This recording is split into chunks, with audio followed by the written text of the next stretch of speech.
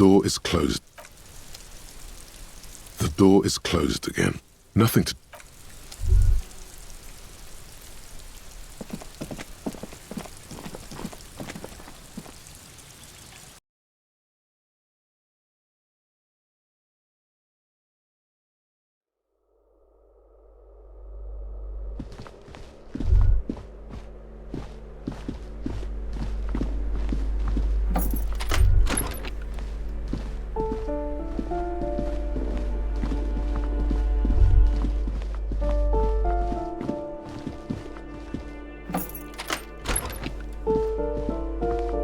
A plaster cast bust depicts a middle-aged... The white star, the photos on the white star, the photos on the white star, the photos on the white star, the photos on the...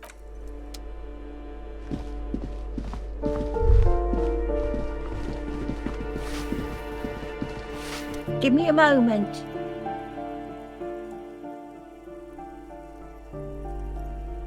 It's about Victor, isn't it? It's always about Victor with her. You'll find the Maisons in apartment 20 upstairs. It's one of those doors on the balcony.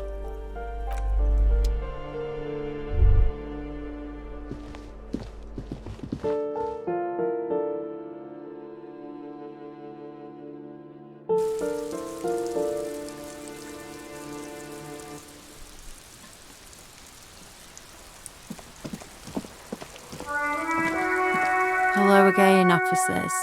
Have you come to admire my mural? I don't believe it. I've never known those boys to have manners.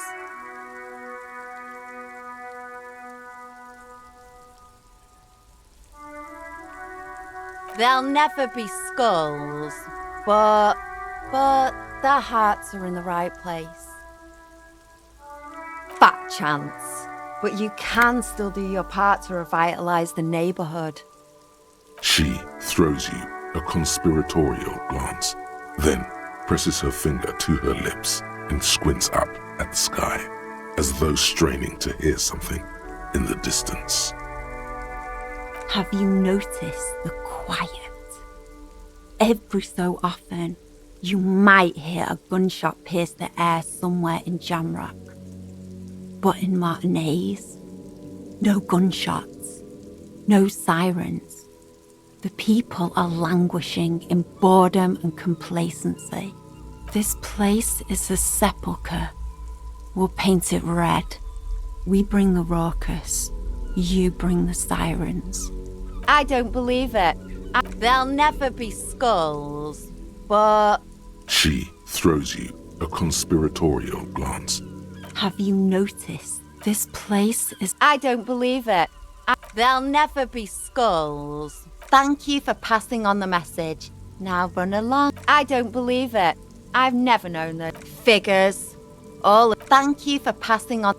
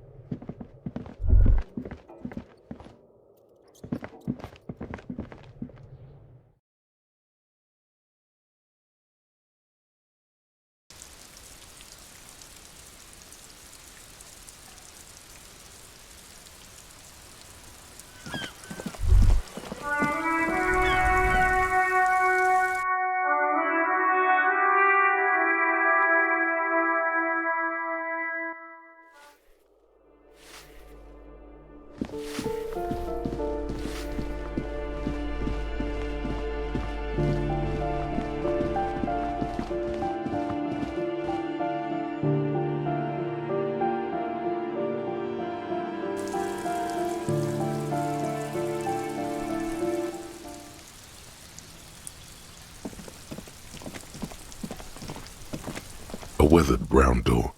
The lieutenant motions to you to go ahead and knock. You're right. Let's talk this through. We have our first preliminary identification. In all likelihood, the deceased is the husband of Billy Maison. We need to confirm this, as well as deliver the death notification to Billy herself. Now, Delivering a death notification is never an easy task. There's a reason why it's often called the most stressful part of our job. This is why it's usually done in pairs. You got this. I'll be monitoring reactions, ready to act if necessary.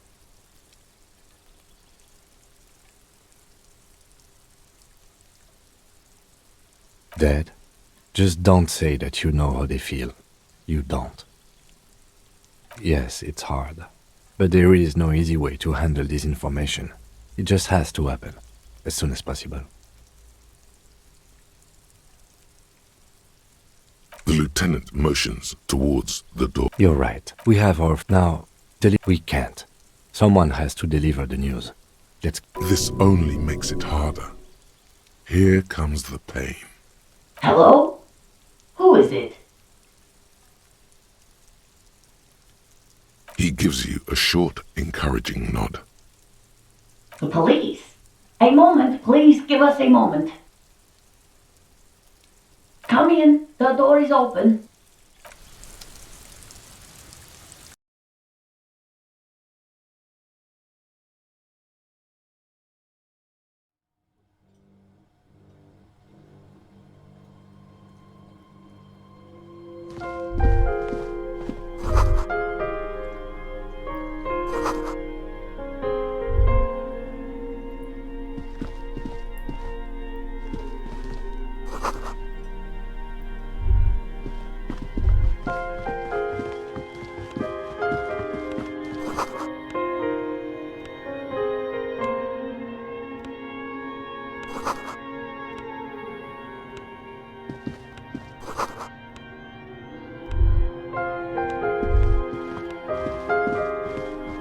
It's you from the bookstand. Did you come to bring my cockatoo back?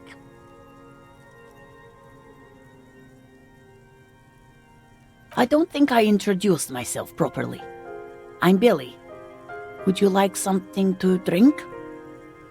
Tea? Lemonade? We're out of coffee. The lieutenant has taken off his foggy glasses and is busy cleaning them in his handkerchief. For now, you're on your own here. Is this about Victor, my husband? Is he in some kind of trouble again? I can come pick him up in the station if that's what. No, this is something much worse. Is he in a hospital? How bad is it? How about some small talk before you break the news?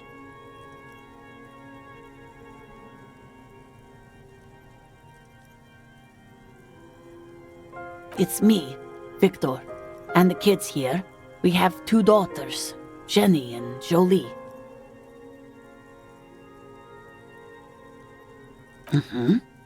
They came home later. They're good girls. The girls are staying at their friend's place tonight. And Victor is out. She swallows visibly. He has a problem with drinking, and so he disappears every now and then. He's probably in the box drinking with his friends. I sent him to the library a few days ago, but I guess something came up.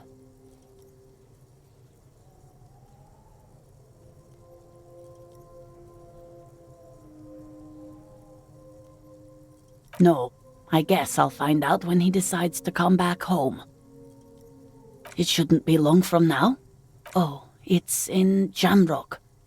The one at Mayrow Street. I don't know the official name. Central Jamrock Public Library? I think, yes, if that's the one on Mayrow. It is. Just to return a book of mine? Why? Why all those questions, Detective? Did he... Yes. His old leather jacket. It's just your average brown leather jacket, but he bought it as a teenager, so... Yes. The lining is hand-sewn. It's blue. I tried to make the thing more weatherproof since he's running around with it in the middle of winter. She folds her hands across her chest. Here it comes.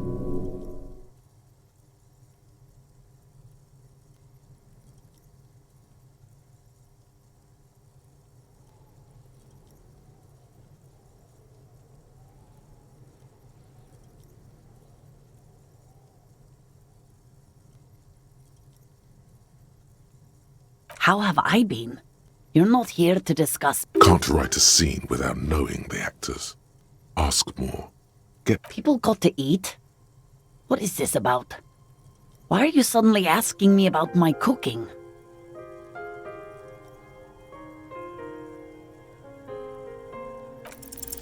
I don't want to. I don't want to do this.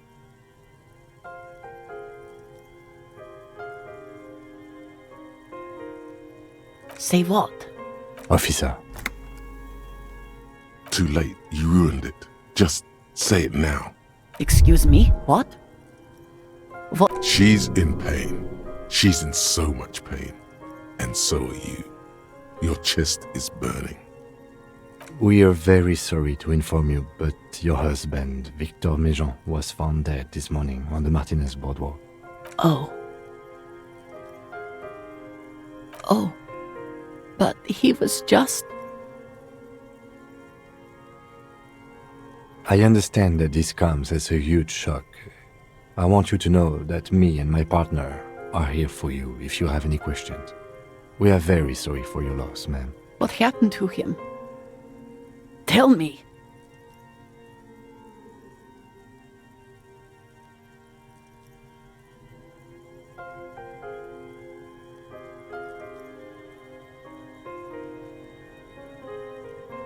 Why? It's that bad? You stupid. It looks like he slipped on the boardwalk, fatally, I'm afraid. It was just a very unfortunate accident, although alcohol may have played a role. And you just found him there? Lying in the cold? How long had he been there?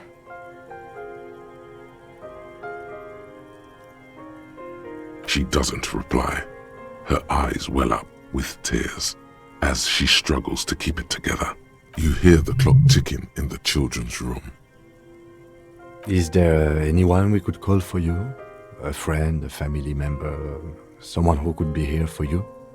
No. I just need to tell my girls. It burns like acid. Unreal. God, should I call them? Should I tell them to come home?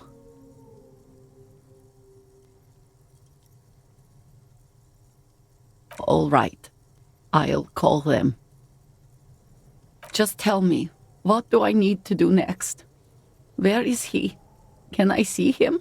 For God's sake, lie.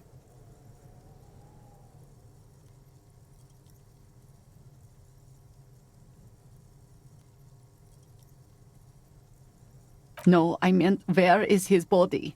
He was taken to the city morgue. The local coroner will be contacting you shortly to arrange the funeral. Here's his number, in case you want to contact him earlier. Is there anything else that the RCM could do for you? No, I'll call you if something comes up. I'm still a bit... a brain condition. Yes, you're a total fucking horror show.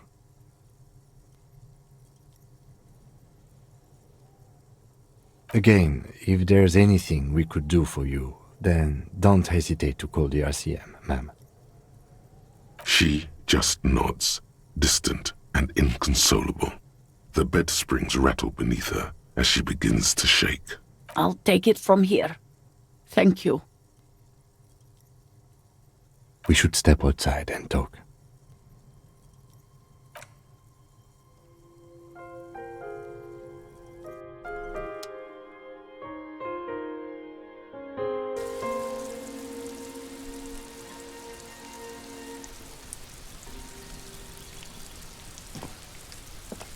So, the death notification.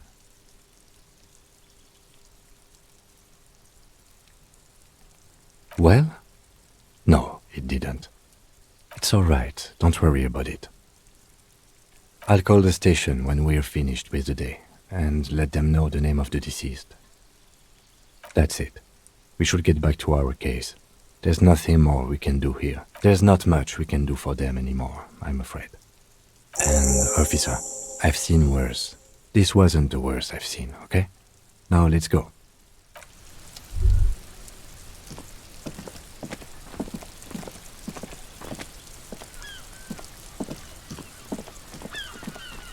This door is made of metal and a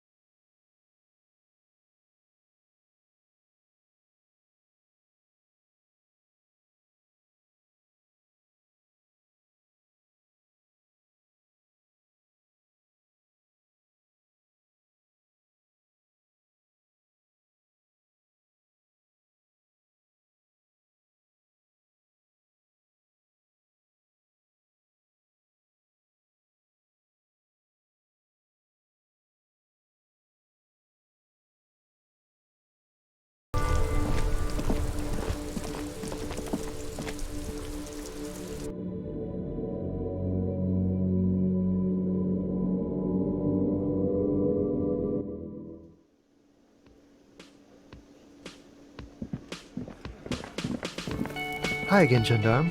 Admiring the atmosphere. What about you, officer? Well, here's to you.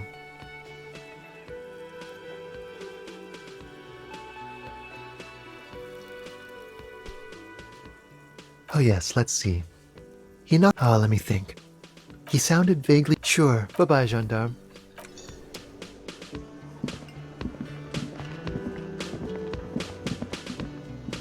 Hey, was there something you needed?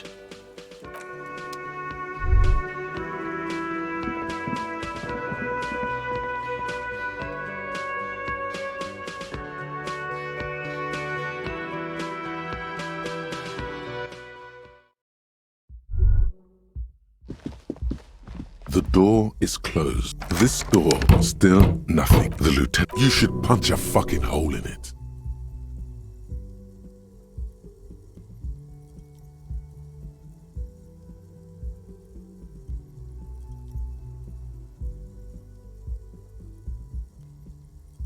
The murmur in your ears recedes slowly. Your breathing normalizes.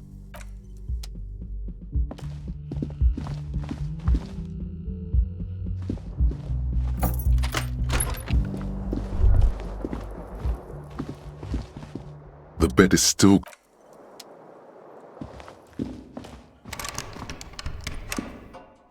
mirror hangs on the bathroom wall. It's barely covered in steam anymore. You see us.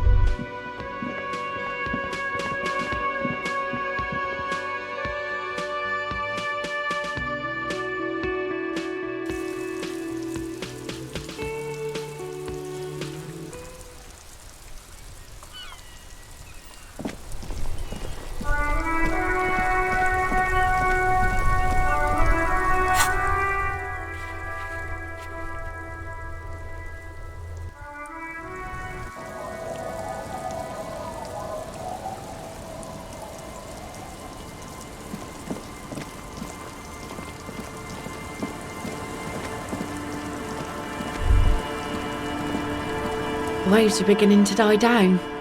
Look at those little bastards. Simmer down.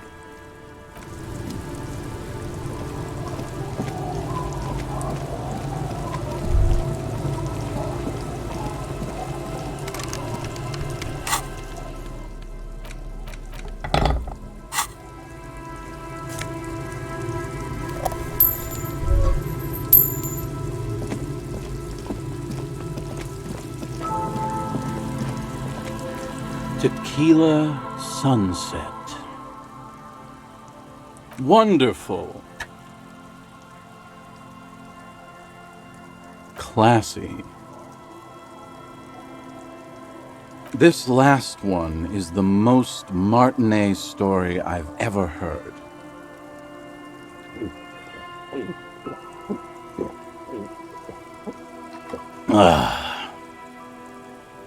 I've never heard it mentioned outside of here. At first, I thought it was a joke, to be honest. But I've been on the coast 8, 9 months now, and in that time I've seen at least 3 expeditions come through, searching for something. A shovel hits the sand somewhere behind the reeds, near an abandoned construction yard. The young men look over their shoulders suspiciously. The sound of their digging seems loud in the sudden silence.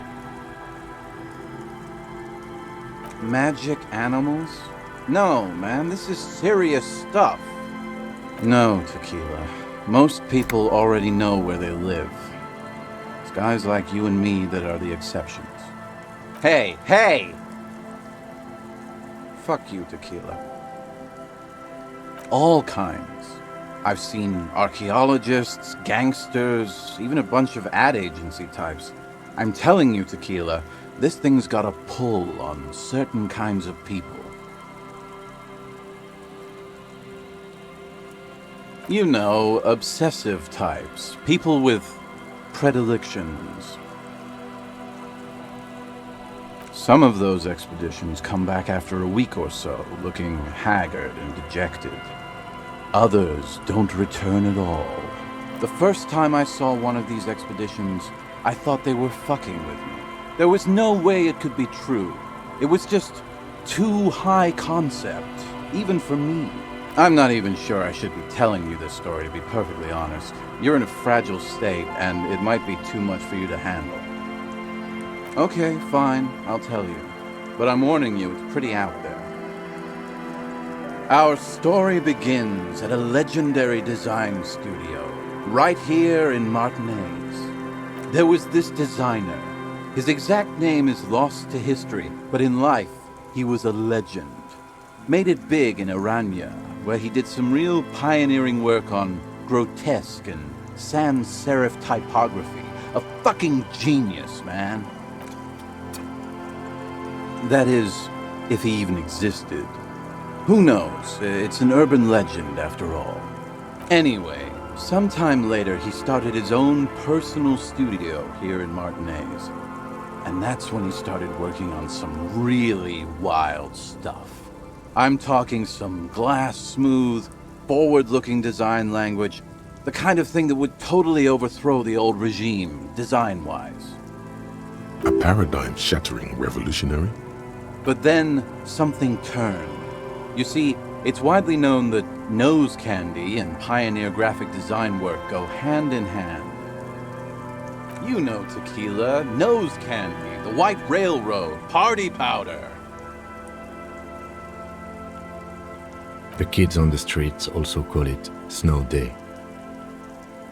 Or Emelan gold, for the plateau on which most of the world's supply is grown and harvested, typically by slave labor. Sinus salt, the White Knight. Can't see, for its popularity among the aristocratic class of the prior century. Along with a number of more banal street names. Blow, of course, but also flake, powder, pearl. Really, anything that's white will work. He's talking about cocaine, baby. Shit yeah, tequila. You know exactly what I'm talking about.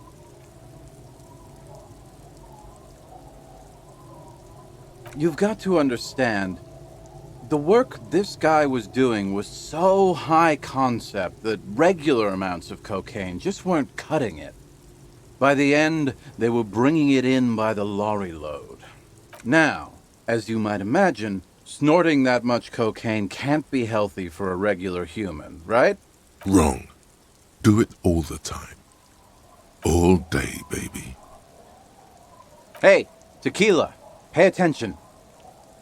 The story goes that one day he was balls deep in work on what he thought would be his pièce de résistance, an advert so minimal it contained neither text nor images, just pure white. Apparently the idea was too high concept even for this genius. He dropped dead right at his desk before he could finish. His last words are recorded to have been, "It's as white as a blizzard of cocaine."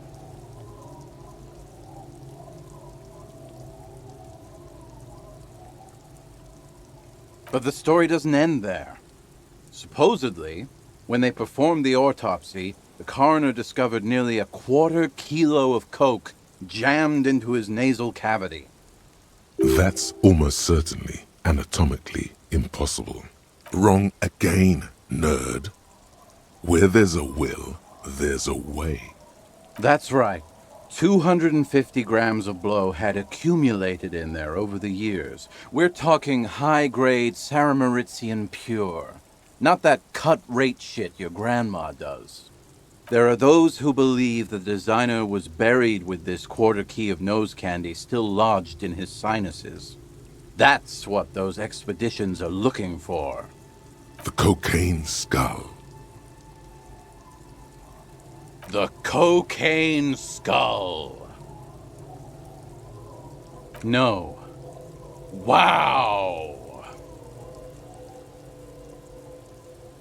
Here's the kicker. This designer, this lead designer of a world-famous design studio, was born in Martinez. A local boy, Martin Martinez. That's why he brought his studio here, back to where it all began. And that's why they buried him here, too. Perhaps right under Ab's pipe there. Or probably further down the coast, or in some yard in Martinez proper.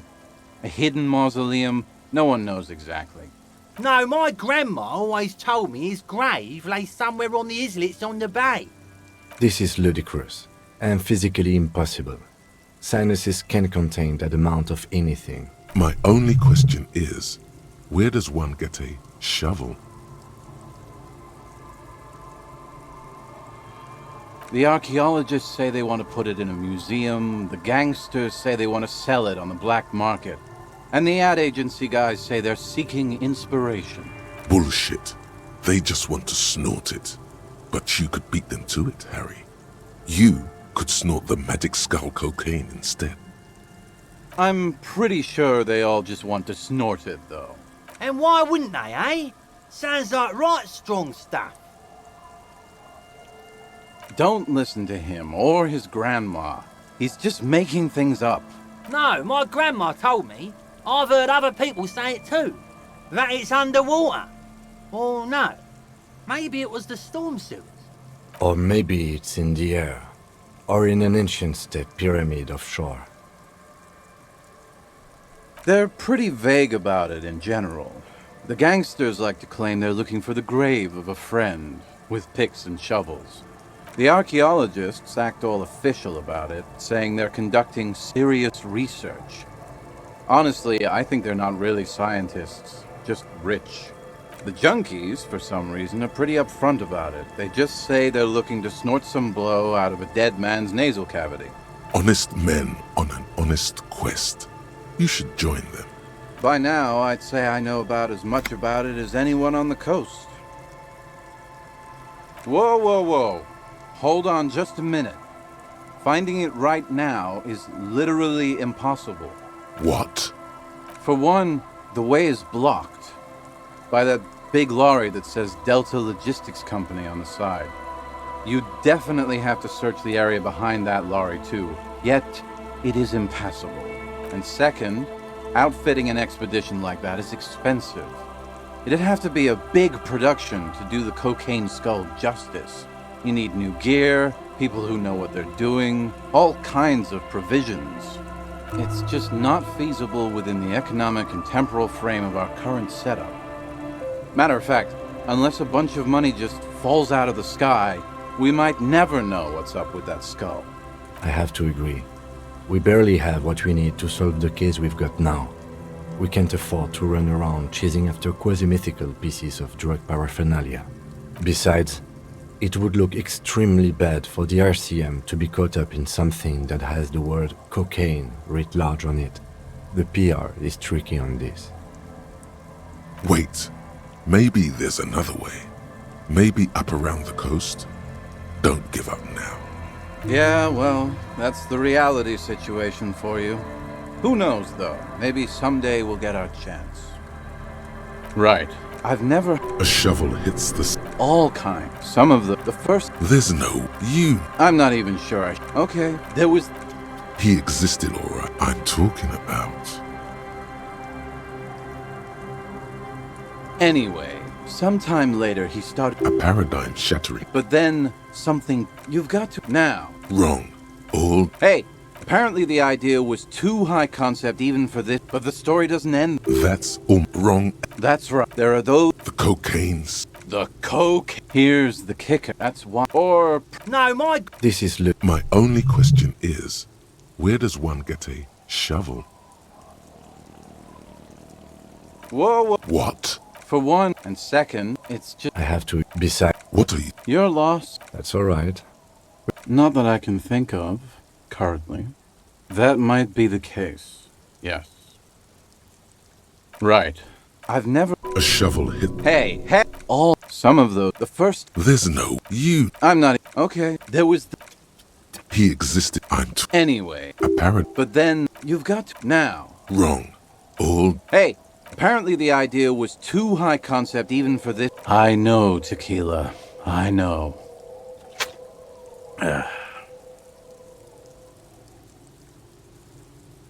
But the story doesn't end there. That's all wrong. That's right. There are those... The cocaine scar. The cocaine's... No. Here's the kick. That's why... Or... No, my... This is ludicrous. My only question is... Good thing, because I don't think you can find it. What? For one, and second, it's just... I have to... Besides... What are you... You're lost. That's alright.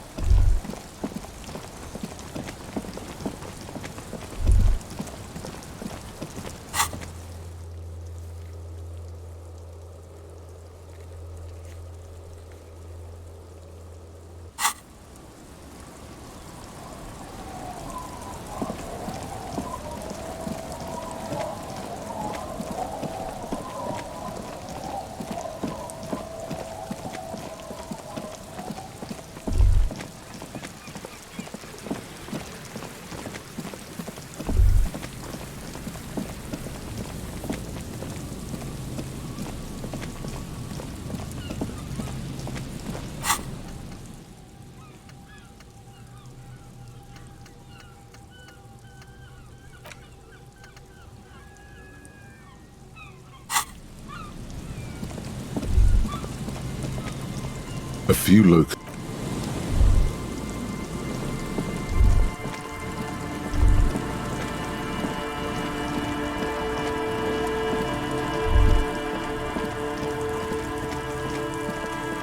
The trap is...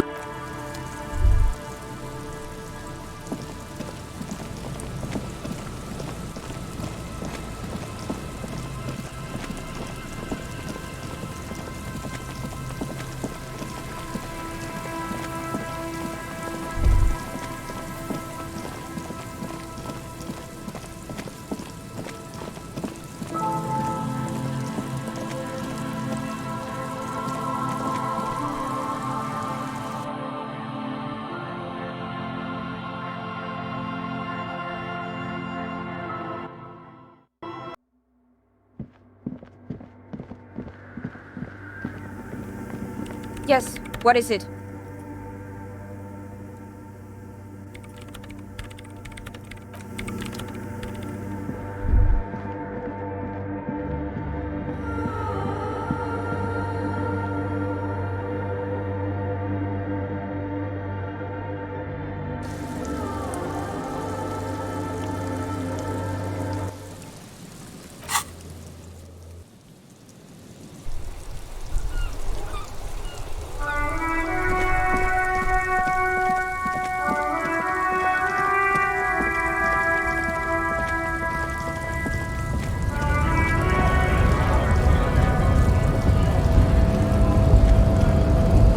Hold on, Wandering Man.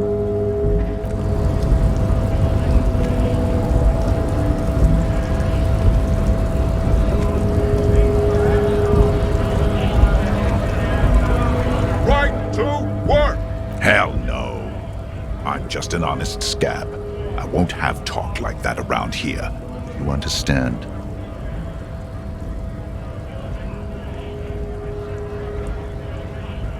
His neck muscles tense up. The veins on his neck bulge. It just has to be said, that was not a convincing line.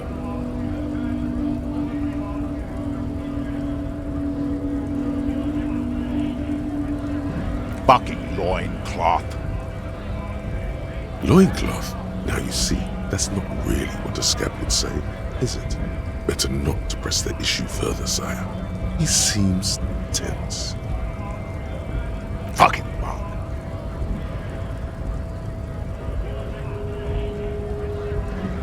I'm going to interpret that as a yes. There's a tribunal, and it won't be long until it's ready. How about you fuck off now, huh? Okay, of course. The man's breathing steadies, but his eyes are still narrow.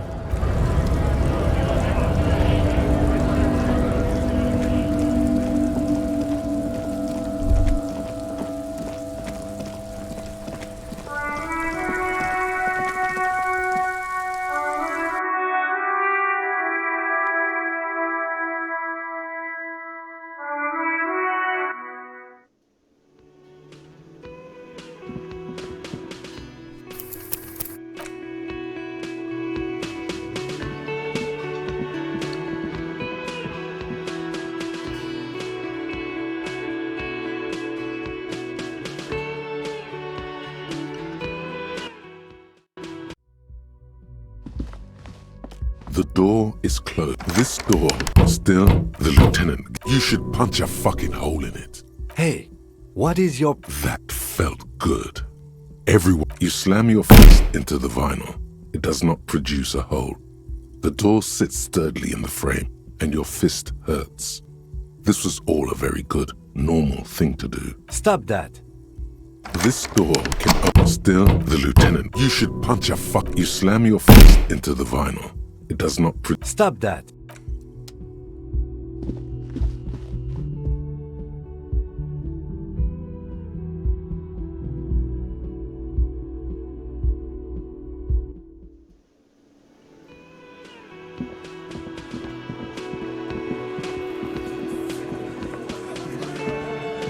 Looks like the circus left town, but the clowns are still here.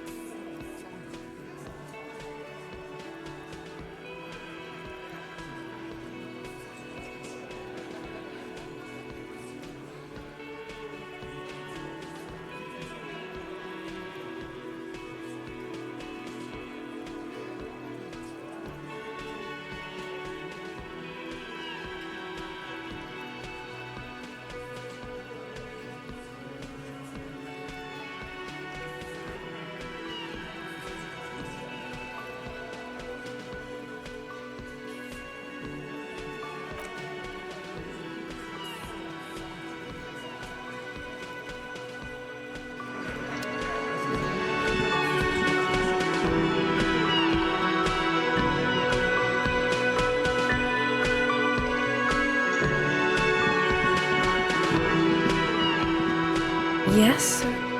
What is it? I don't know. Don't say anything, Judith. I'm just looking out for... No one. I'm just a man with sunglasses. And you are? I just want to do my job, that's all. Something about the man with sunglasses and you, the energy between you two.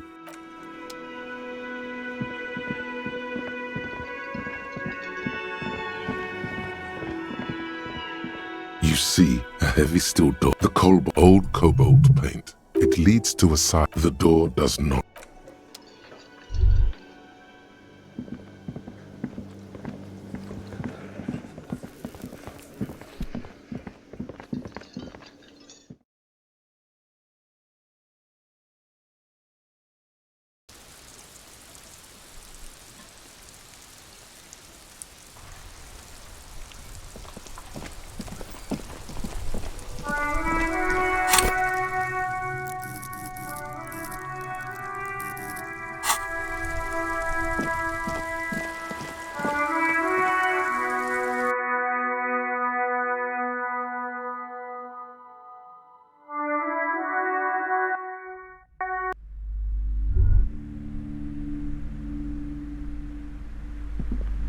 A small mountain of colorful board game boxes. There are numerous types of games for all ages. A lot of shelf space seems to be taken up by Wirral-related merchandise.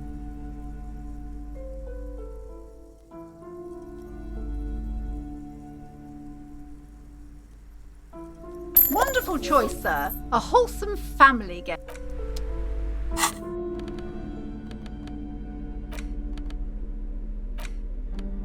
In your hands, you hold a brand new copy of the game, Suzerainty. It's snugly wrapped in a skin of plastic. The cover features a charming illustration depicting a mass of grinning laborers loading goods onto a ship, while a richly dressed administrator oversees their work. The exact location and time period are left deliberately vague, but it's clearly meant to represent the economic relationship between the Revacholian suzerainty and its many vassals. The box has a nice heft to it.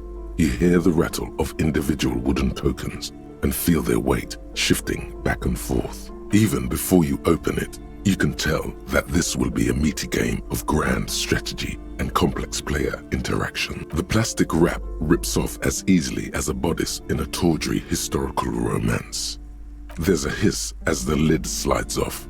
Inside, you find a thick, full-color rulebook and more than a dozen pouches of various wooden components. Welcome to Suzerainty, a game of economic strategy for the whole family. The rulebook is sumptuously illustrated and thick as a Gradian novel. The instructions are opaque at first and introduce many concepts you're not familiar with. Fortunately, there are many diagrams and examples throughout. You soon figure out the basic conceit. Each player represents an administrator for the suzerain of Revachol. Your objective is to increase the suzerain's wealth and renown by accumulating victory points. That's where the suzerain's vassals come in. The game features 4 vassal nations, each one home to an economically important resource. Each turn, the player collects resources from vassals where they've placed workers. They may then rearrange their workers, fulfill contracts for coin and bonuses, or build structures back in Revachol. As you leaf through the pages, your eye catches on a sidebar labeled Advice for Beginners. Remember, there are many paths to victory in Suzerainty, but successful players will find one strategy and commit to it wholeheartedly. Boring, boring, boring.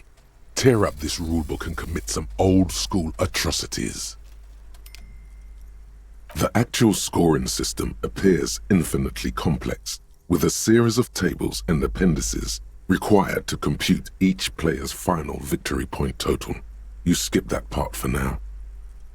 You open up a number of pouches containing wooden tokens. There are also several punch boards with other cardboard components that will need to be punched out before you can play. Each cardboard token makes a satisfying chick as you pop it out. Soon, A neat pile of cardboard coins and counters has accumulated before you. What? You're not going to offer to let me punch any of them out?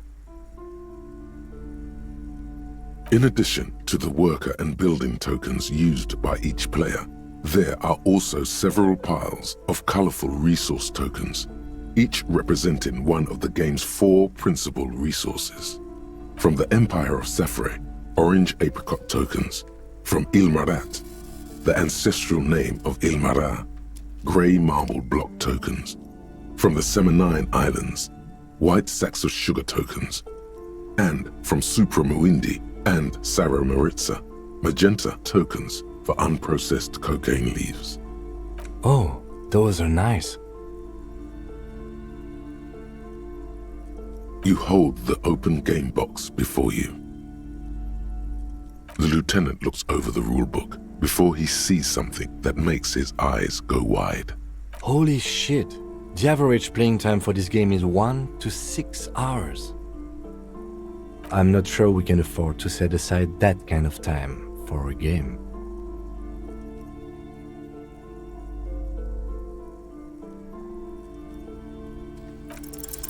What is detective work if not an elaborate game? You need logical inference, attention to detail, the ability to analyze your opponent's motives.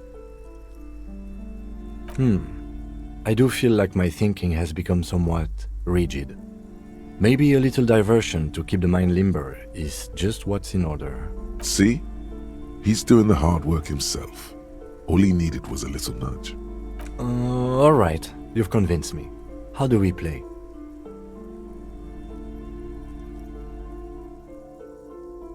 You explain the basic setup procedures to the lieutenant, who seems to be a quick study. You each take your bag of tokens and counters and unfold the board between you. In the center is the crown of Revachon. Radiating outward are her colorful vessels, each one supplying some raw material desired by the suzerain.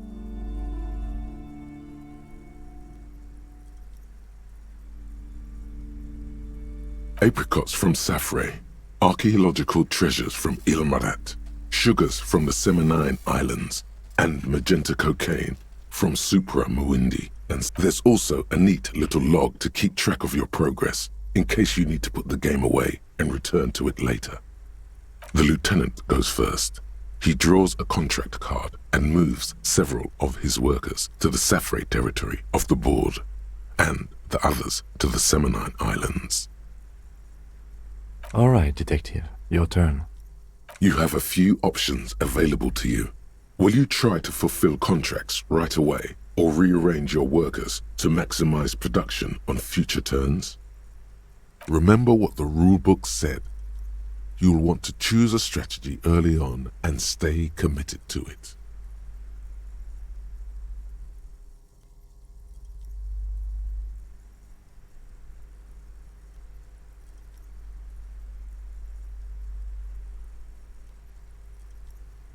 You move a few of your workers to the Ilmarat section of the board and several others to Supra Muindi and Sarah Maritza.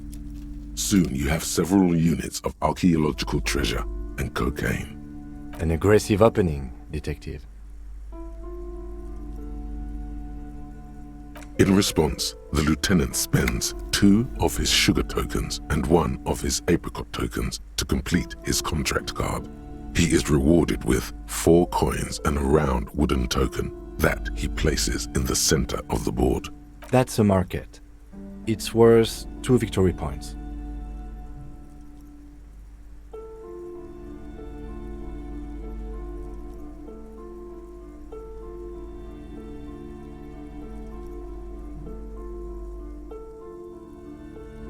The lieutenant returns your baleful look with a satisfied grin.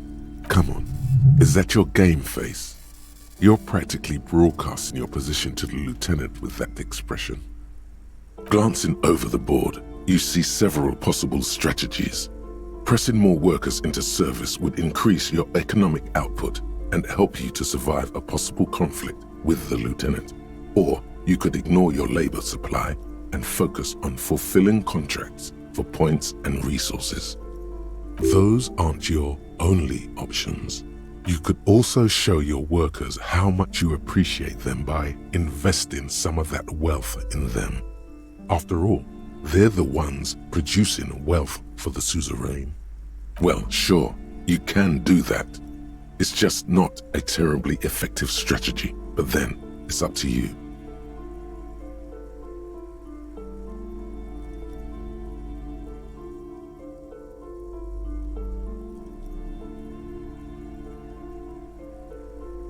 Using your powers of persuasion, you convince more workers to join your cause. After several turns, your worker tokens greatly outnumber the lieutenants. A vast army of expendable labor is at your command. Too bad investing in your workers just isn't worth many points. Take a look at the scoring tables in the back. You see in Table 8C that investing in territorial infrastructure multiplies your final victory point total by 1, which is to say not at all. Whereas erecting monuments in Revachol gives you a multiplier of 5.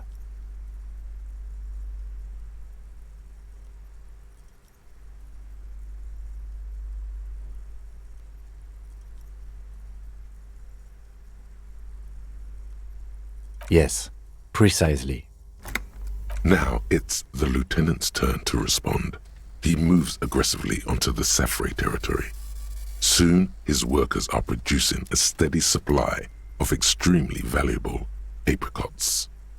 How can you let the lieutenant dominate you like that? You need to hit back, and hard. For several turns, you struggle to respond to the lieutenant's burgeoning apricot empire. Eventually, you relocate the majority of your workers to Supremawindi and Saramoritza, where they begin producing a bumper crop of cocaine tokens. You draw a new contract card. According to the text, there's an aristocrat willing to trade a large supply of cocaine for a number of coins and access to a rare bonus. Amplified music worth 7 victory points. You know, this isn't unlike the situation the historical Revacholian suzerainty faced in Safre in the middle of the last century. Well, the suzerain was looking for new markets for all the cocaine it was producing, and it settled on Safre. By introducing cocaine into Safre under exclusive contract, the suzerain created an extremely valuable captive market for an extremely addictive product.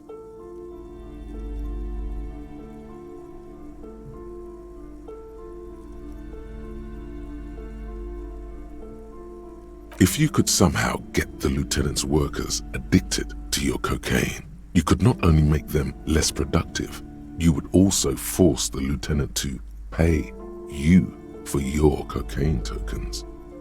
Yes, you can. It's right there in the rules. You've reached a critical strategic juncture. How do you respond to the lieutenant's aggression?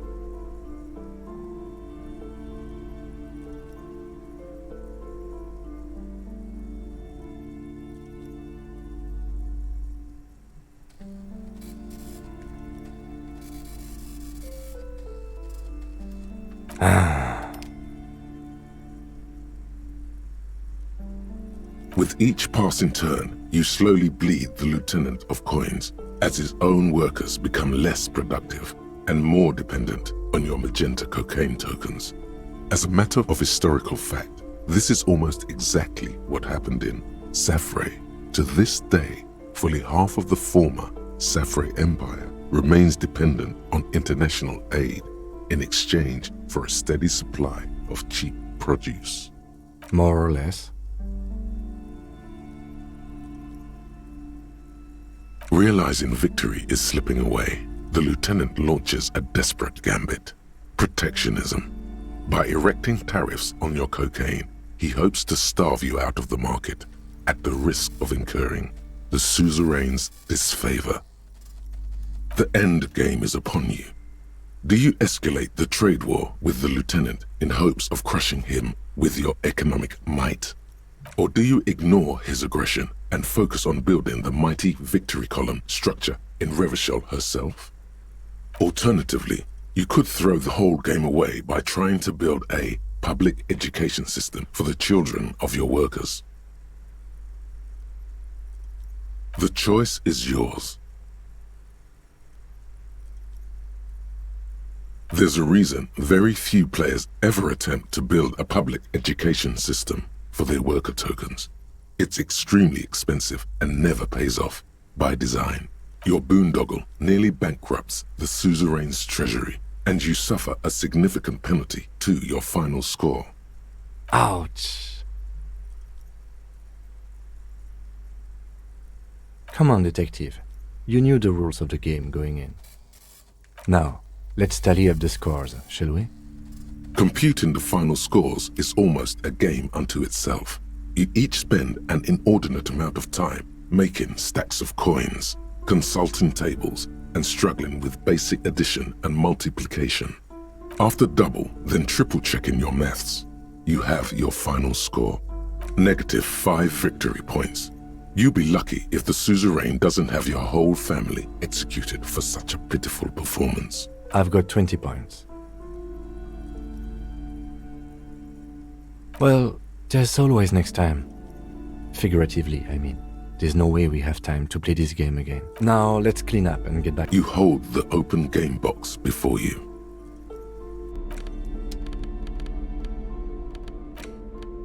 The suzerainty box is heavy and slightly. You open up a number of pouches. You hold the open game box.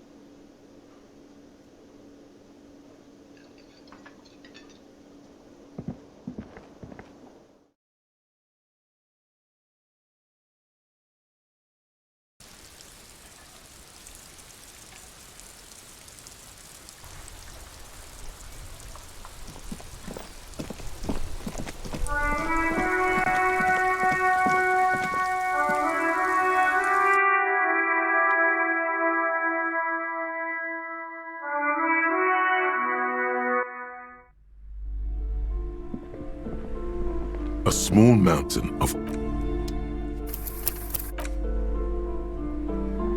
A small mountain. Wonderful choice. In your hand, the cover, the exact location, the box, even the plastic, there's a hiss. Welcome, the instructions. You soon figure out the base. That's where the suzerain's vassals come in.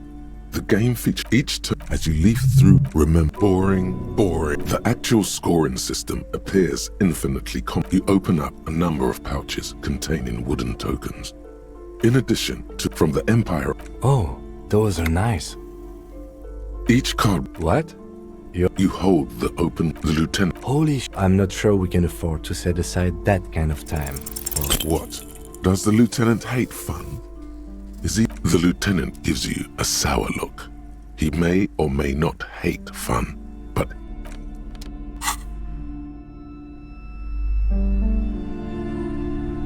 A small mountain of colorful board game boxes. If you say so. Large letters on the front form a title. Wirral. The colorful box is illustrated with bucolic vistas. The cover art also features odd-looking humanoids. Some short, some taller, some with pointy ears, others with ephemeral wings. Text underneath the title in smaller typeface reads, 3rd edition, Mega Setting Supplements Module. The side panel adds a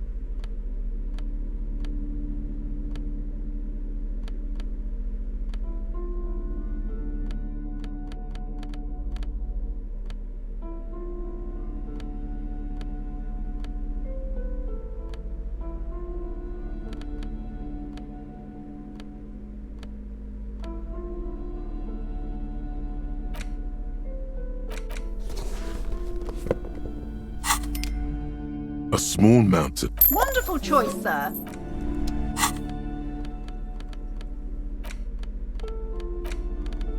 In your hands, you cover the exact look. The box even before the plastic. There's a hiss as welcome. The instruction you soon. That's what each turn as you leaf. Remember, the actual scoring system appears in. You open up a number. Each card. What? In addition, from the Empire. Oh. You hold the open gate. The lieutenant. Holy shit. The average playing time for this. I'm not sure we can afford to set aside that kind of time. What? Does the lieutenant hate fun?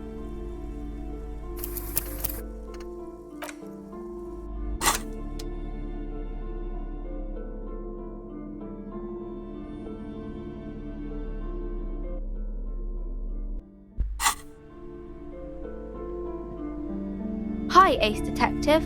Are you here for more books?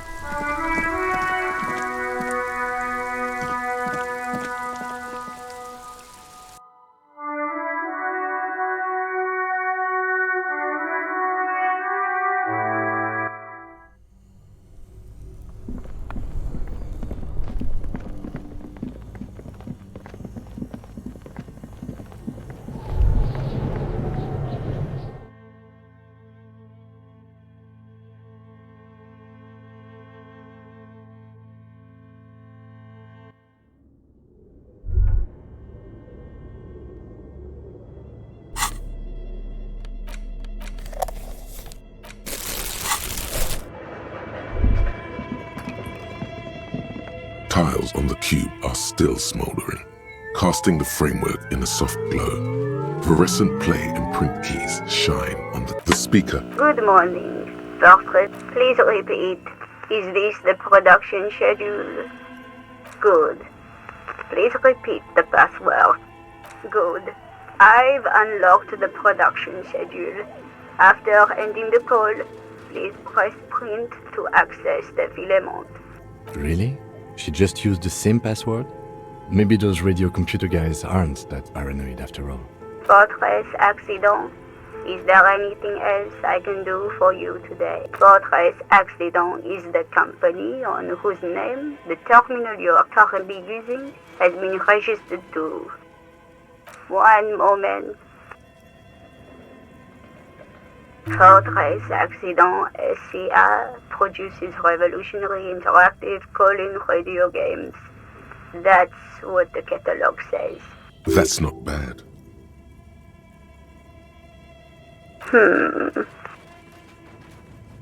Any other questions? Thank you, and goodbye. Tiles on the cube are still smoldering, casting the framework in a soft glow. Fluorescent play and print keys shine on the keyboard. With a quiet determination, the printer starts printing, a piece of paper unfolding like a handheld fan. A black crisscross of letters covers its surface. It's a project report written by the lead producer, Andrew Andy Schott, about Whirl Untethered, a radio game developed by Studio Fortress Accident. The first few pages give an overview of the capital and workforce, while the rest of it seems to be a production schedule. In its short time of existence, Fortress Accident SCA managed to burn through truly insane amounts of money. The first tranche of seed financing brought in 150,000 Riyal, but then came the delays. Eventually, the damage reached 400,000 Riyal, with only half of the game finished. Let's just say it was a real adventure for their Igaunian investor. Fortress Accident employed 18 people, the bulk of the team composed of writers and concept artists. There were also radio programmers, sound engineers, a CEO, 2 marketing experts, and a single overburdened producer who developed a habit of popping Pyrrolidon in the basement to escape his obligations. Why did Fortress Accident have so many concept artists?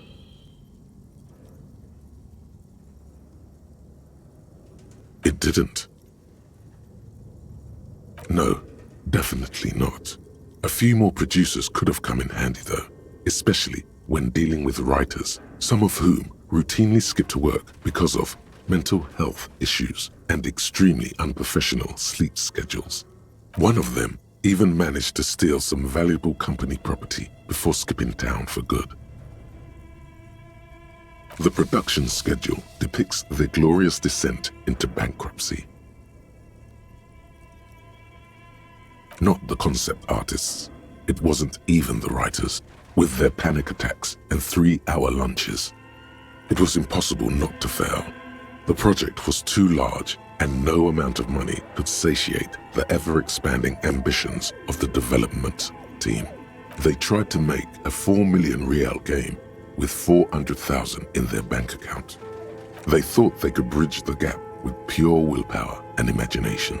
They couldn't. No, you couldn't have. Definitely not. Not a chance. Even then, success remained within an ever-narrowing margin of possibility that, despite everything, never entirely disappeared. That is, until they discovered the Valley of the Heads. At the 11th hour, the lead designer, Jimsk-born Suliswaf Jalisa, decided that what Wirral Untethered needed was a secret mystical location at the extreme edge of the map. This place was to be the Valley of the Heads, where the heads of all the headless constructs could be found. The player would have been able to choose a head for their headless party member, and each head would have been voiced on air by a professional actor. The world had never seen their kind before, and might never again. So many. The last count, there were approximately 10,000 heads for 10,000 headless men, all of which could be endlessly recombined. Do you really want to know? There seems to be a calculation here, but it may take a while.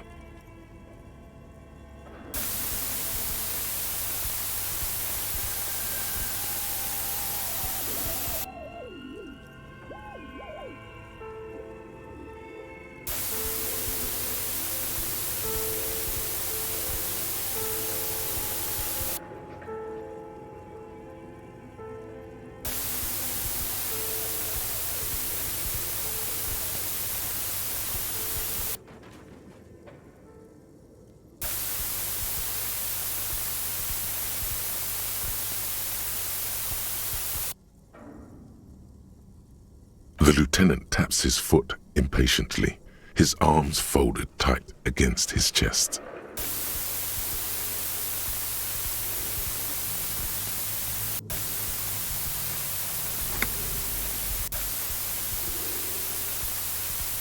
What if you broke the radio computer?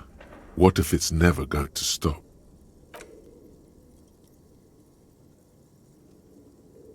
And that's it.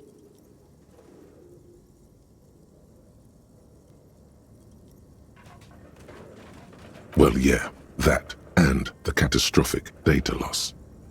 On the nature of the data loss, there's ominously little information in the production log. It comes at the very end where things get fuzzy and dark, where tables and numbers seem to vanish into an eerie nothingness before the Igaunian investors pulled the plug. What is clear is that one day an unidentified numeric anomaly occurred on the East Insulindian lintel front, just as the Wirral Untethered project was being compiled that day. When the project was returned, it was completely blank. The team spent weeks on the phone with Lintel, the service provider, but despite their diagnostics, they could never produce a satisfactory explanation or pay for the loss.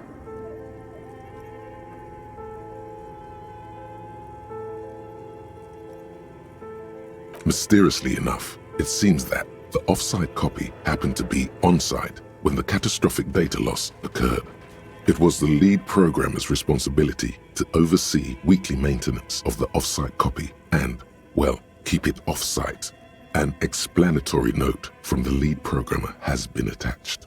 S. Luukinen Kilda, the lead programmer of Fortress Accident. The off-site copy was on-site because there was no off-site anymore. Not for me, not after 8 months of crunch. I didn't have a home anymore, so I started keeping it in the basement in the ice bear refrigerator near where I went to sleep. It was perfectly safe there. The temperature conditions were optimal. Her former colleagues would agree with you. The production schedule ends with a few random notes that seem to be added sometime later. 4 months later, by an unknown author. I am the only one left, and it's gotten rather damp here. A few other businesses have gone under too. Slipstream switched to making skis, and the hairdressers just left, cursing Martinez. They're right though. Something's seriously wrong with this place. Martinez, all of it. Still haven't got an answer from Lintel about what happened. All I could get were the physical coordinates of the error on the East Insulindian front on that day. Since the computation happened on air, I reckoned it had to coincide with an actually existing location. I have compared the coordinates to a map of Revachol West. Turns out it's only 800 meters from here. The address is Saint-Brun 1147. I am going there to look this thing in the eye. Saint-Brun 1147?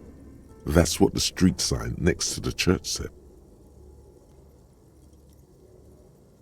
Tiles on the cube are still smoldering, casting the framework in a soft glow. The filament slides out of its glowing nest.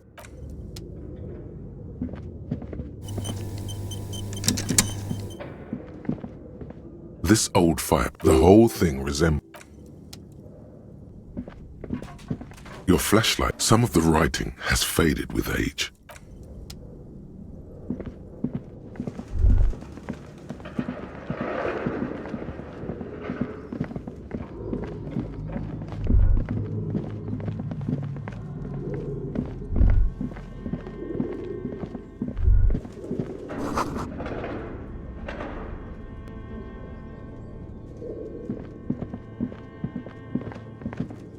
The barbell waits patiently on the floor, like a dog for its master.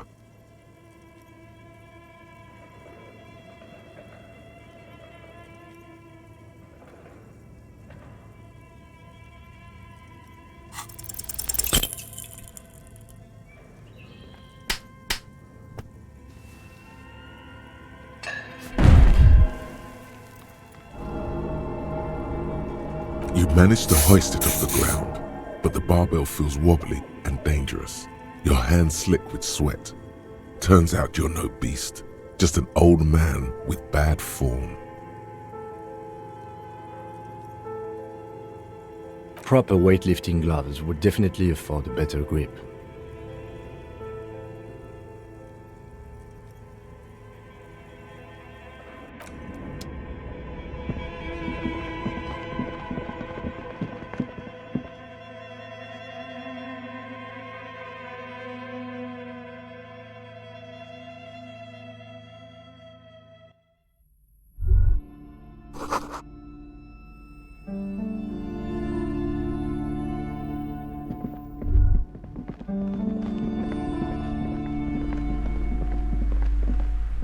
A small man. Wonderful choice, if you say so.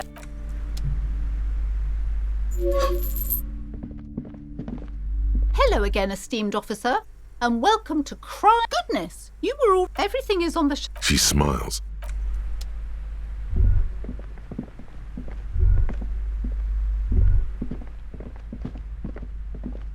Shelves full of browsing. Suddenly, high speed. Next. I'm sorry. I did not mean. Browsing through. Suddenly, high speed. Next. I'm sorry. Shelves filled to the. Oh, you're a. Note. Reading about the crime. These. What's not a single mention. You see, a killing is declared. Shelves filled to.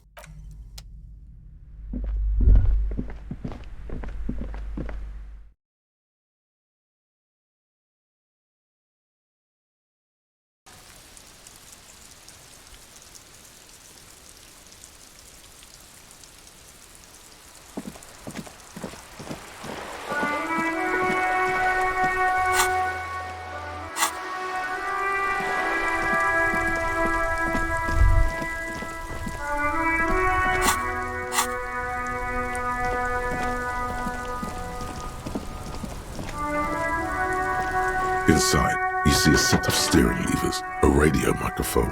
This is Precinct 57. How may I assist you? Just a moment. 10-4, come in, officer. Over. Roger.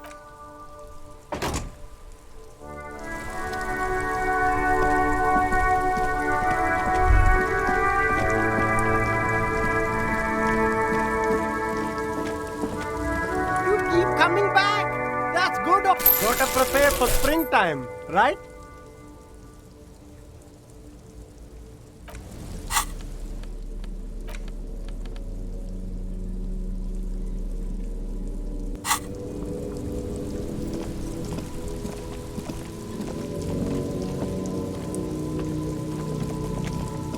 The shine on these sunglasses. A man who knows his stuff. A good starter pair, officer. Those UV sticks. These are all first. Those These are.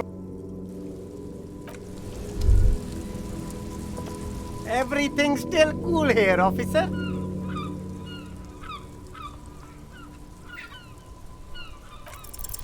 Start with a little compliment, then work your way up from there. This is about business. Oh, okay. But what? An investment? What kind of investment?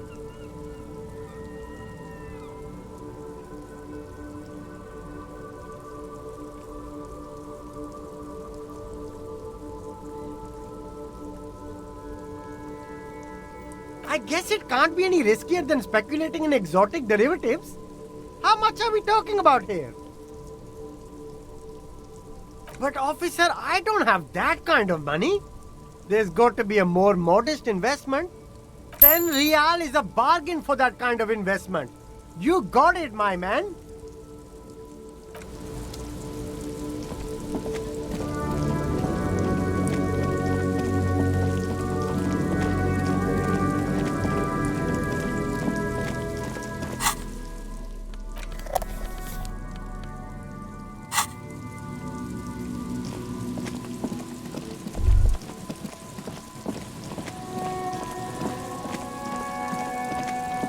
The trap is full of locusts.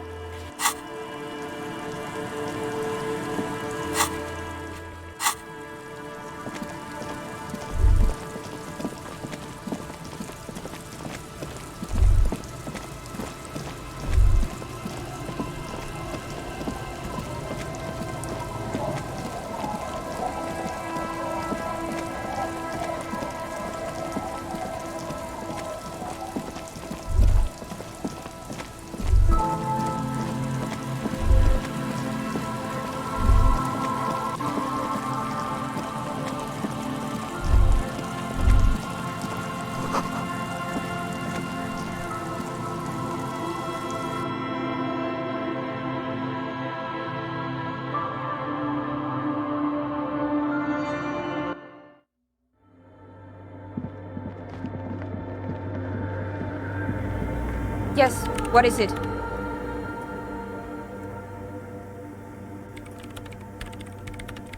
I brought them here. These are my machines. Please. Great. You're not really feeling it, but you should try to force it anyway. Maybe she won't be able to tell. No, but you see, it doesn't matter whether you care about it or not. It's the law. I'm not going anywhere.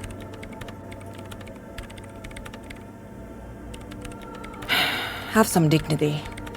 The lieutenant pretends he didn't see your little temper tantrum, preferring to inspect the golden stained glass window. Yes, what is it? The Swallow, you mean? Great. Thanks.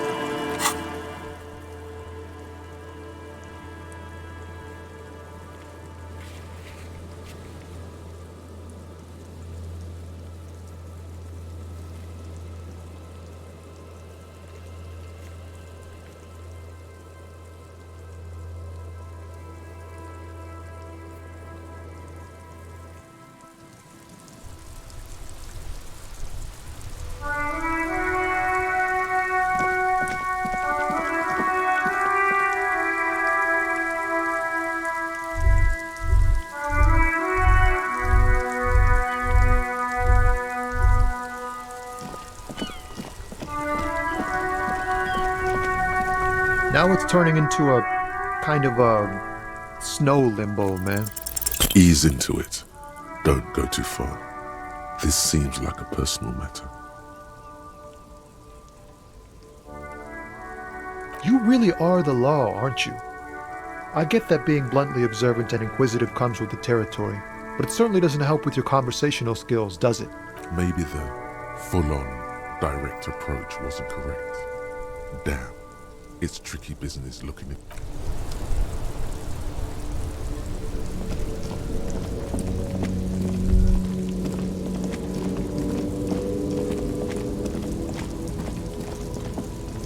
An old monument stands in the middle, a silver plaque, something with great connect. Someone shot him in the heart. Interesting. The monument's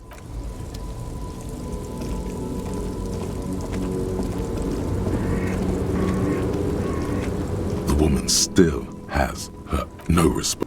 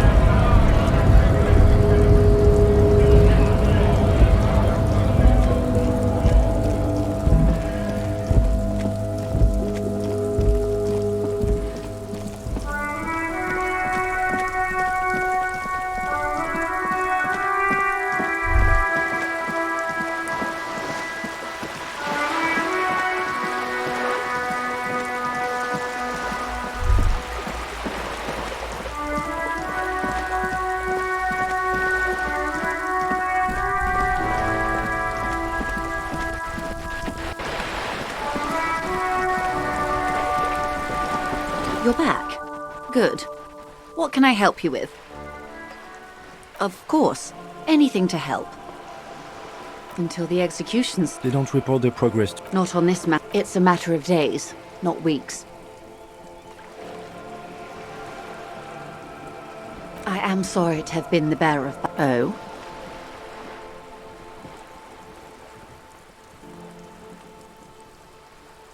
Of course, Detective. You can always drop by later. What would you like to know? Good. What would... There was a touch of She nods.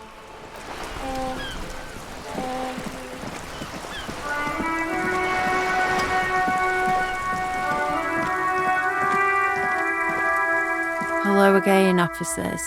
Have you come to admire...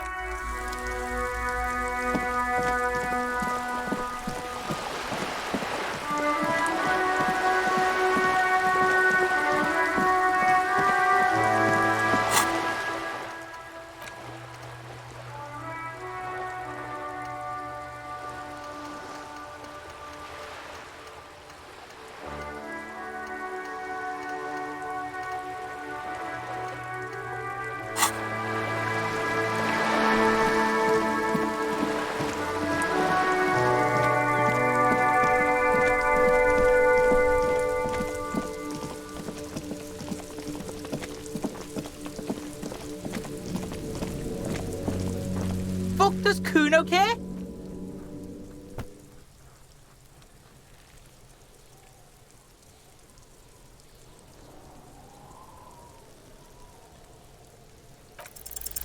He's on your crime scene. No! You told him... The prospect of Kuno turning lame is physically painful for her. The city's... and Explain himself, as if explaining some kind of work, some kind of avant-garde work way ahead of its time. You must get to the bottom of this. Kuno does...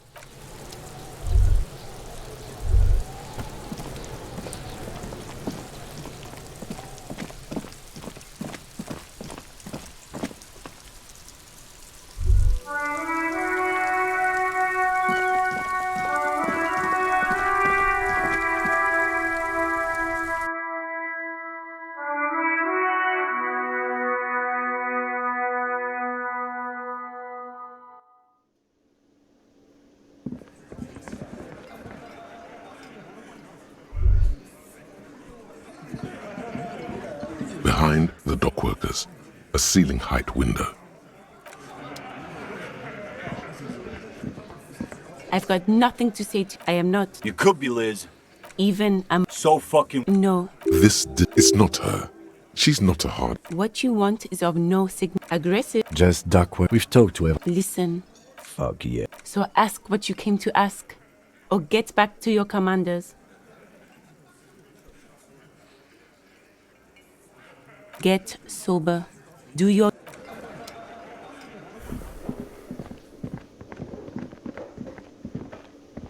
Again? I can't believe this shit. You know what it is. It's like the two of you know each other. Just ask him. Oh, I definitely know you from somewhere. Another life. Yes, from another life. A different life. Maybe the life of a police officer belonging to the ranks of the... To what station do you think you would belong in this alternate and totally fictional reality? He seems to be observing you through the reflective glass of his eyewear. There's no reply. That's exactly right. Down to a fraction. No, not really. Okay, that's plausible. That's entirely plausible. Now we're really getting somewhere. Somewhere good. Okay.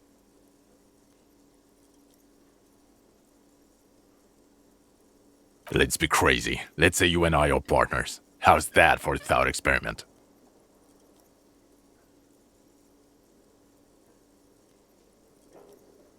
I'm sure he's fucking flattered, but Kim is not part of this thought experiment.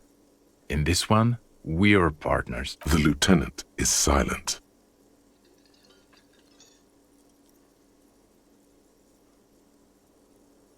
None taken, my friend. None taken. Let's be honest. There's been some purely fictional talk in our imaginary station in regards of who'd even be worthy of your partnership. And the conclusion is that a man with your caliber should form his own one-man policing unit. Anyone else would just slow you down.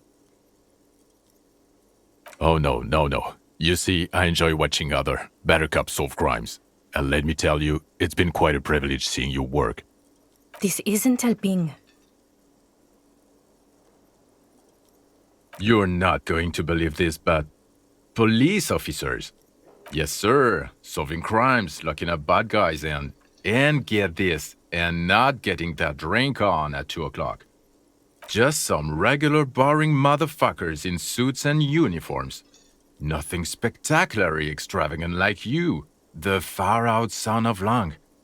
Oh, it's you eccentric genius. I mean, with your unorthodox approach to police work, it has to be you. Not even a little bit. It's an urban myth about an officer who is so far undercover he can't remember who he is. As I said, just an urban myth. You are not the son of Lang. Okay, yes, you get the joke. Leave it at that. Neither can I, partner. Okay, the man with the sunglasses and his hypothetical Station 41. Weird, right? There's something missing here. Something you can't put our finger on. You know what? Just ask him. I know it sounds crazy, and you'll probably get laughed at, but still. Yes, just cross it off the list. Again? I can't but I'm going to say no. Just to see what you'll say to that. What you... Okay? Jean, he said okay. Give it a rest. Okay, I was clearly wrong.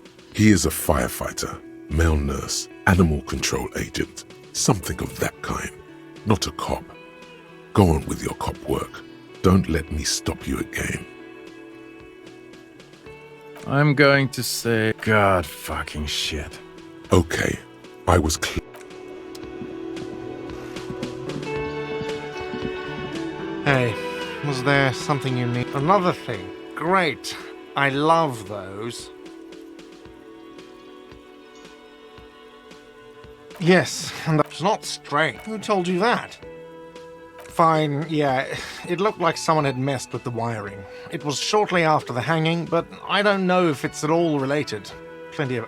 If you do find out who cut the line... Yes?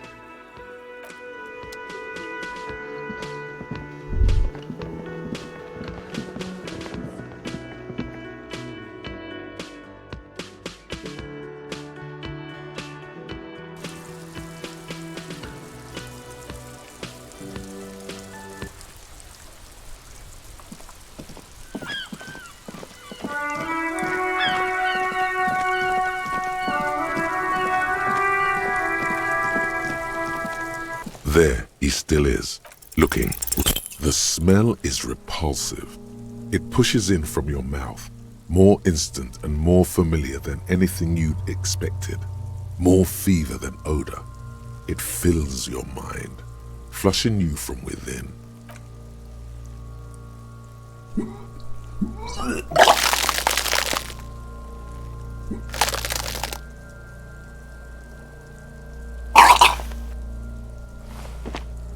Too late.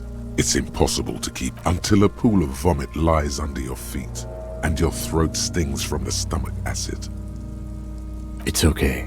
Happens to everyone. Keep it. The hangover is clearly making this worse for you.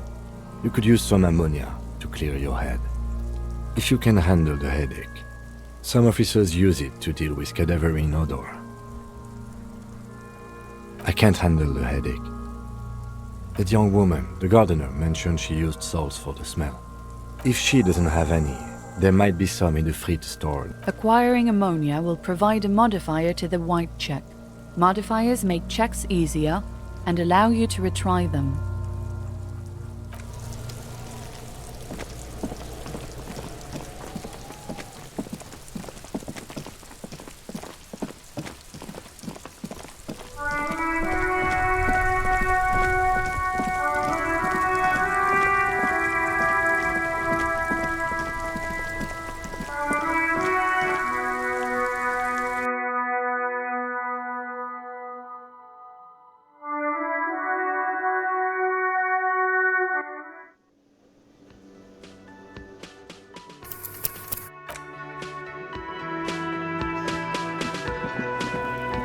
I've got nothing to say to you. Why are you wasting your time? I said Even though she has no. Like I already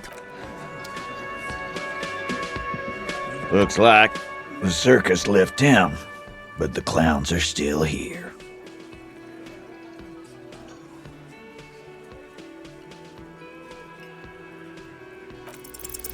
Establish authority. Yes. Authority. Feverish thoughts race through your mind.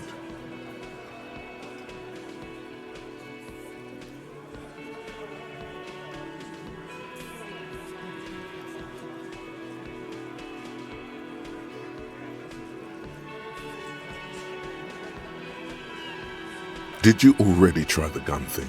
I hear the gun thing is excellent and has great results. You're probably right.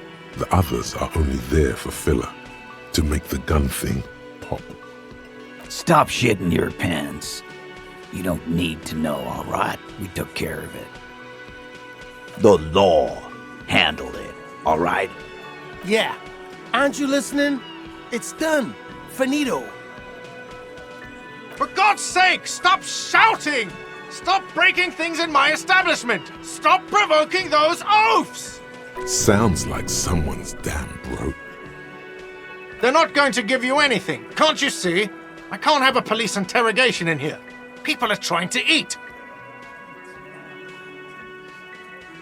Of course it concerns me if you make this kind of...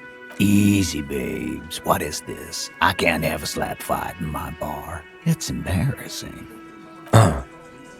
We are deep in Far's territory. We need to cool off and re-engage. Everyone can see you picked some wrong options. Next time you have to come up with better things to say.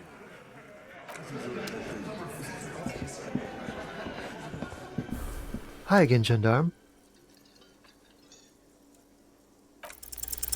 It's the sports. He's a sports guy. All about that physical prowess and athletic... Bye-bye, gendarme. Yes? What is it? God damn it, you leave her alone.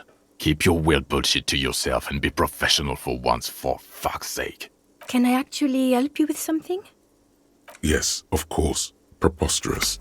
I mean, you would remember if they were, right? Who forgets their squad mates? That's not possible.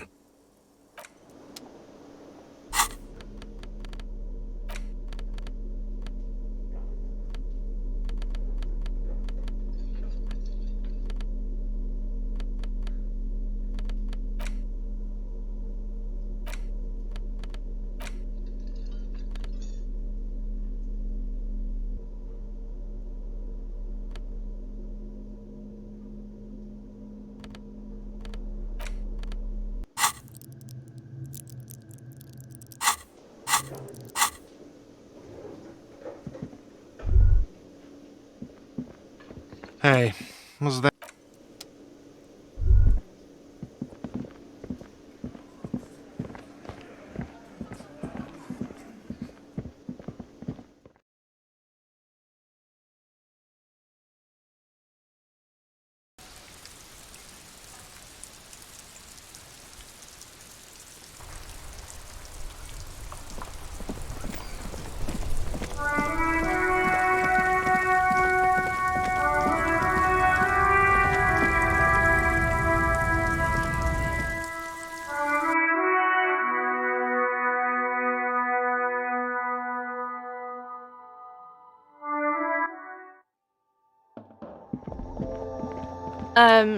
Is this about the questions again?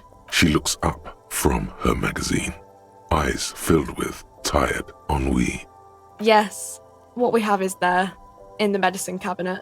Go take a look yourself. A small cabinet on the wall is filled with various medicine bottles. Okay. Don't, overdo it or something.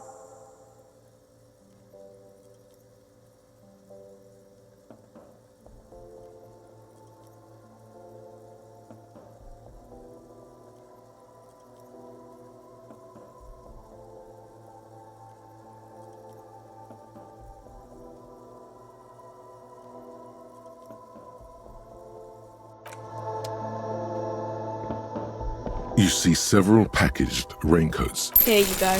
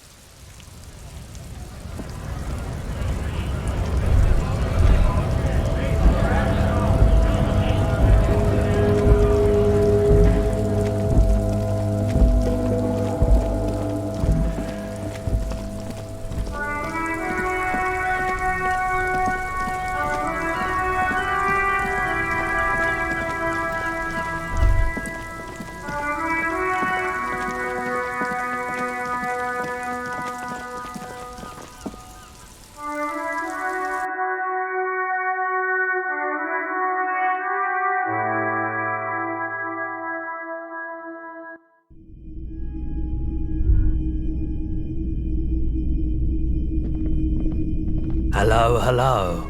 Let me know if I can help you with anything.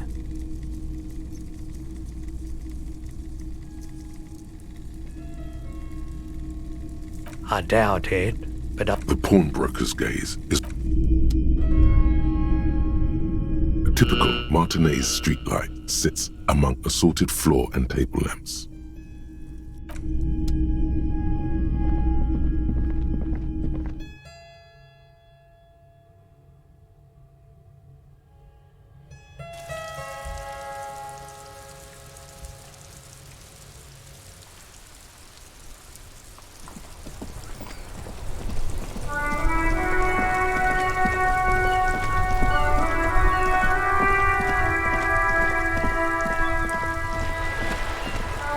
The purity of snow always reminds me of the purity of the man. As Rene turns from you to his partner and back, the medals on his chest rattle and glare. He keeps his spine straight and his ribcage lifted, displaying them proud. 2. The larger one is shaped like a cross, while the smaller medal resembles the sun. A crowned head in front of 2 crossed rifles. The medal hangs from a blue striped triangle. It's the Croix de Bravoure, Cross of Valor.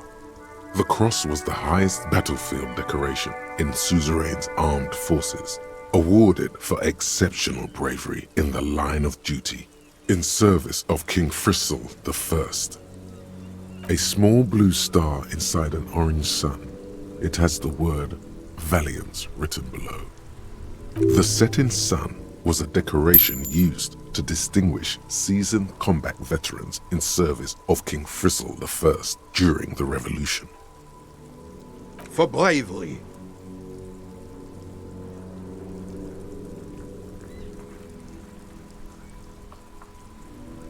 For doing my duty in the heat of battle. For looking my mortality in the eye. When men like Gaston here hid in the bushes and shot themselves. He saved some muddy princeling who foolishly strolled into the front line in his gown of velvet and gold.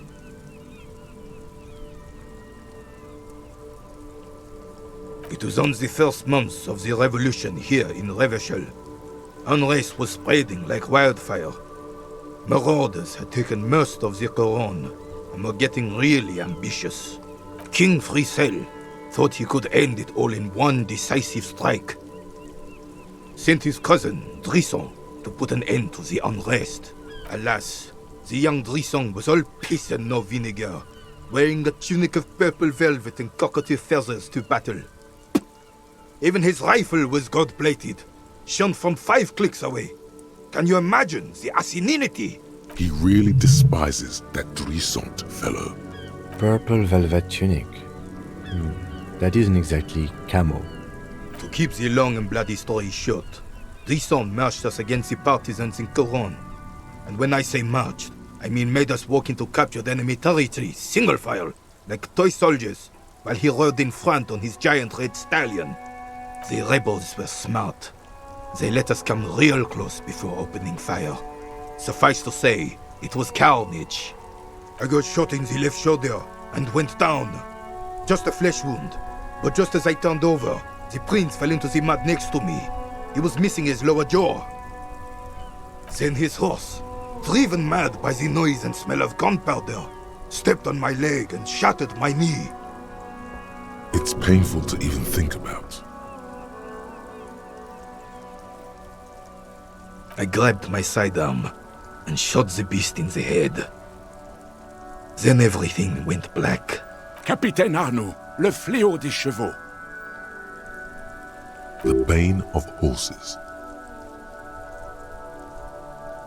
When I came to, it was all over. It was just me and Jolas Tresson, gurgling in the blood-soaked mud right next to me. The dink had taken numerous flesh wounds and lost a lot of blood. But despite missing his jaw, he seemed hesitant to die. Tougher than he looked, that one.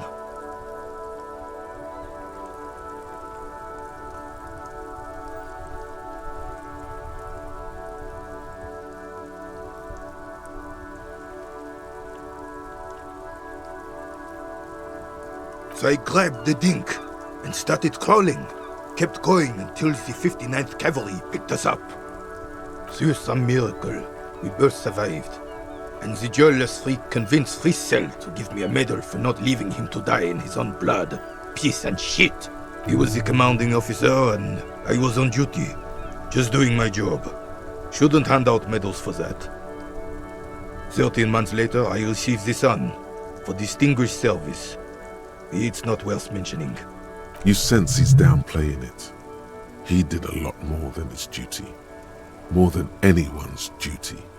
It's in his spine, in his billowing breasts, and untarnished self-worth.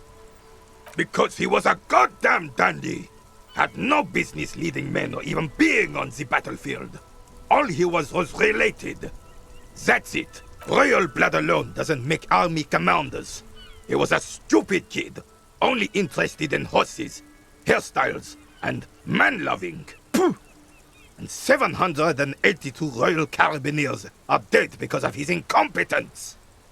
Whoa, man-loving? Is that even a word? It is not. The old Carabineer stands quietly like a statue, his features motionless. What Monseigneur Modesty is not telling you is that he crawled over 7 kilometers before the cavalrymen found him and Drison. 2 days later that was. And that even while crawling with a mangled half-dead prince on his back, he still managed to murder 3 rebels on his way. Is that pride in his voice? It's deep down, but maybe even unbeknownst to the man himself, it's there.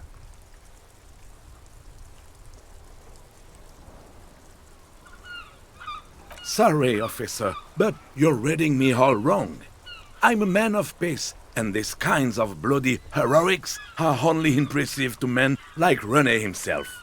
Certainly not to me. How did you find the story to be, officer? Maybe, but also bear in mind, officer.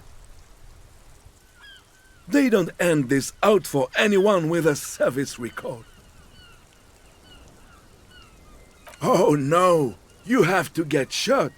Repeatedly. And you need to get your hands bloody too. Really, really bloody. Do not speak of what you know nothing about, Poltroon. Duty is something you will never understand. Bah! There were many such stories in those days. Many such men too. True Revacholians. Men with backbone. Oh yes, René, yes. Men were bigger, girls were prettier, and everyone wore the fascia. Lord, please, bring those days back, if you can. I'm not getting into this with you again. Officer, was there anything else? You should try to come up with a heroic story of your own. Impress this old soldier.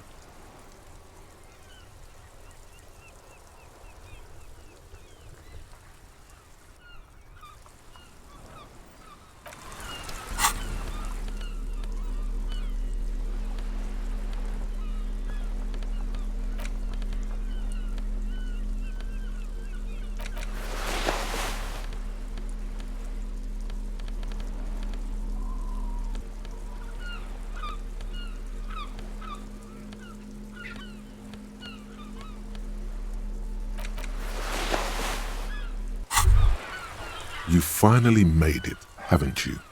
People point fingers at you and whisper to each other when you pass by, wondering to themselves, where did that man get such a cool jacket? Did he receive it upon graduating the École Normale Supérieure de Badasserie? Is he dangerous? Oh no, believe me, it will be everyone else who's uncomfortable with it. You're safe. No one dares say a word, unless they're, like, from your station and coming to judge you. But what are the chances of that happening?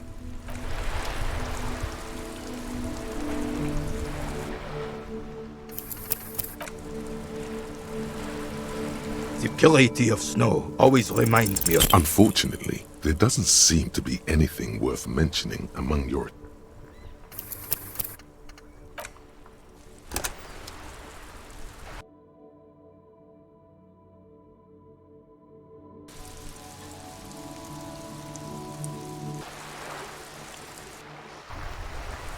The purity of snow always... Go long, go deep, go unconventional. Sure, officer. Let's hear your take.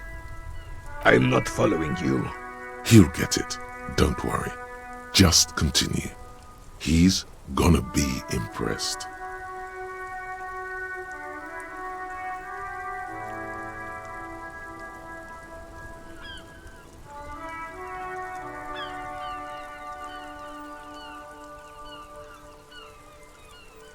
The man stares at you, silently frowning. The carabiner crosses his arms and spits in the crater.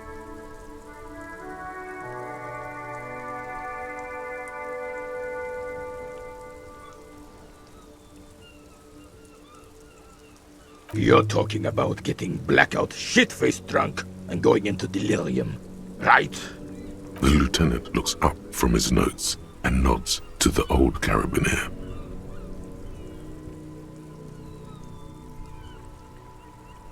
How so, then?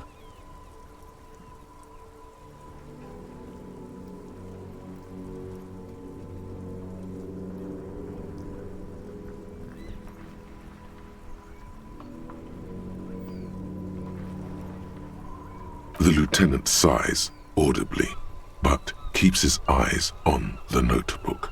And I thought getting my knee shattered and surviving on rat carcasses in the trench was bad. Here, have one of my medals. You've earned it, officer. Your sarcasm will be your undoing, old man.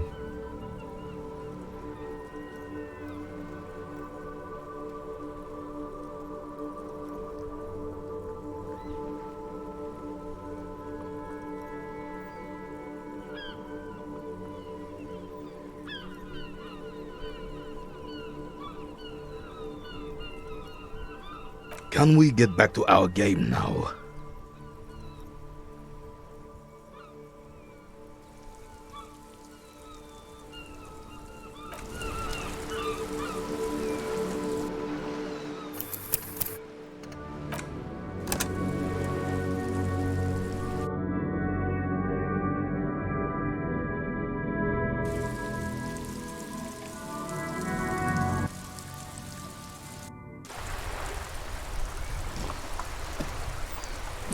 Purity of snow always Go long, go deep.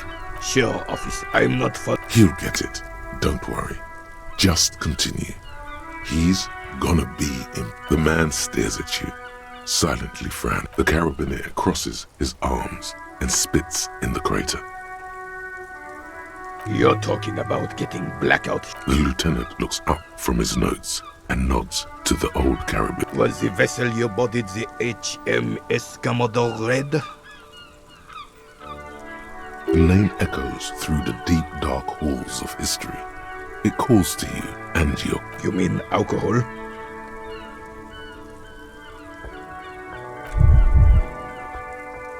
Everyone can see that. Yes. And I thought getting my knee shattered... Your sarcasm will be... The veteran of numerous armed conflicts extends his right arm with the setting sun in his clenched fist. and an expression of utter disbelief in his... Was there something else? I don't think there was anything else.